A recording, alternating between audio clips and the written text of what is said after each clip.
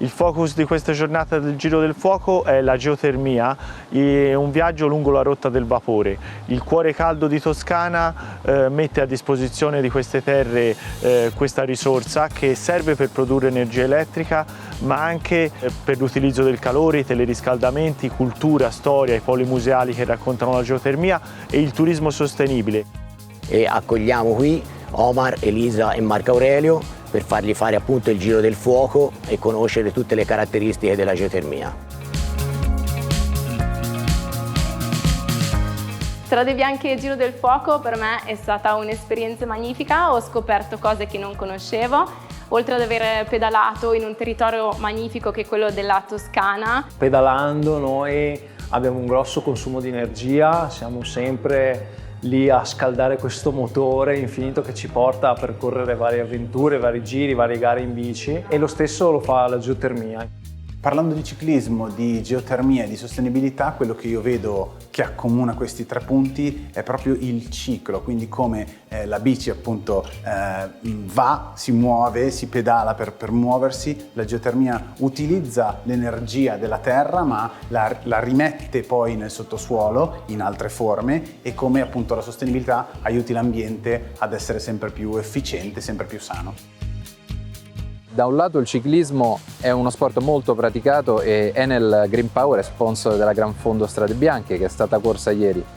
Poi l'energia, chiaramente qui in Toscana abbiamo la geotermia, che è una fonte rinnovabile storica che abbiamo inventato noi italiani proprio qui in Toscana.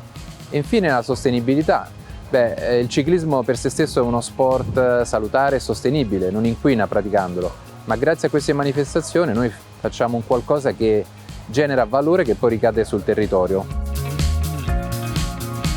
Le attività supportate con il calore geotermico, non idoneo alla produzione elettrica, sono appunto il birrificio, il caseificio, le serre, noi abbiamo 26 ettari di serre, l'essiccazione delle castagne e la produzione delle alghe.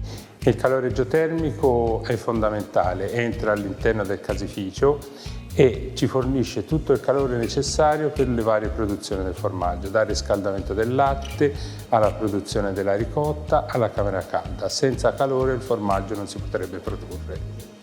È un volano molto importante perché noi non solo sfruttiamo l'energia geotermica per la produzione, ma siamo a pochi metri da quello che è il Parco delle Fumarole. Pertanto noi ci siamo integrati con quello che è il Parco delle Fumarole, perché la gente viene, percorre il Parco delle Fumarole, viene qui a degustare la birra e a chiedere la spiegazione del birrificio per i benefici che ci porta la geotermia. La cosa che mi è piaciuta di più in questi giorni è stata scoprire le fumarole. Non avevo mai visto come questo vapore che esce dal terreno può diventare energia. Un'esperienza che va a conoscere molto di più il territorio di quello che è, perché ho visto pedalando in questi giorni che se ti limiti solo a fare il giro in bici ti perdi tanto di quello che è il territorio di per sé. La geotermia, io amo definirla una signora di 200 anni che grazie all'innovazione si mantiene giovane e attuale.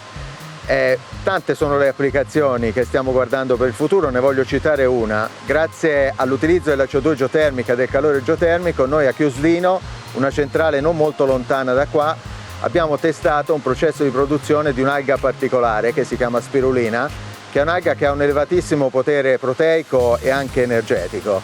E mi piace citarla perché proietta questa applicazione la geotermia verso il futuro, perché quest'alga viene anche definita come alga dello spazio.